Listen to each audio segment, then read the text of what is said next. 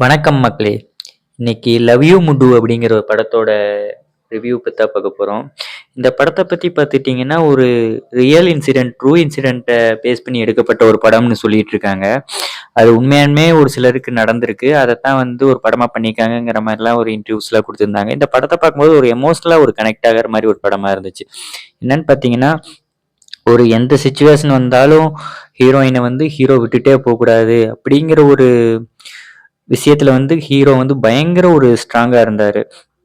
என்னன்னு பார்த்தீங்கன்னா, ஒரு கட்டத்துக்கு மேல ஒரு ஆக்சிடென்ட் ஆகி அந்த ஹீரோயினுக்கு ஒரு ஸ்ட்ரோக் வந்துரும். ஒரு படுத்த படுக்கையிலே இருப்பாங்க. அதுக்கப்புறம் ஒரு சுயநினைவு வரும். சுயநினைவு வந்தாலும் அவங்களால எந்திரிச்சு ஒரு நார்மல் பீப்பிள் மாரி நடக்க முடியாது. நார்மல் பீப்பிள் மாரி சிரிக்க முடியாது. அப்படி இருக்கிற சிச்சுவேஷன்ல கூட ஹீரோ கூடவே இருந்து அவங்களுக்கான எல்லா விஷயங்களும் பண்ணி, அவங்களுக்கு ஆப்ரேஷன் பண்றதுலேருந்து எல்லாமே வந்து அ ஒரு ஹீரோ வந்து பக்கபலமா இருந்து பார்த்துட்டு இருந்தாரு.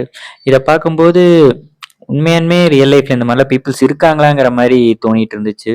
ஏன்னா, இது ரியல் லைஃப் இன்சிடென்ட்ட பேஸ் பண்ணி எடுத்த ஒரு படம் தான் அப்படிங்கிற மாரி சொன்னாலும் கூட, இந்த மாரி ஒரு ஒரு சில மனிதர்கள் எல்லாம் நம்ம ரேரா தான் பார்க்குறோம்ல.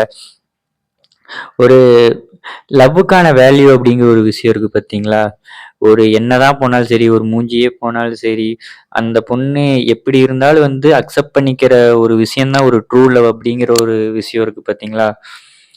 அத வந்து பயங்கர ஒரு எக்ஸைட்மென்ட்டா தான் இருந்துச்சு. இந்த படத்த பத்தி நீங்க என்ன நினைக்கிறீங்க? அப்படின்னு சொல்லிட்டு கமெண்ட் பண்ணுங்க. நான் ரீசென்ட்டா பார்த்த படங்கள்லயே இந்த படம் வந்து ரொம்ப ஹார்ட் டச்சிங்கா இருந்துச்சு. உங்களுக்கு எந்த மாரி இருந்துச்சுன்னு சொல்லிட்டு கமெண்ட் பண்ணுங்க.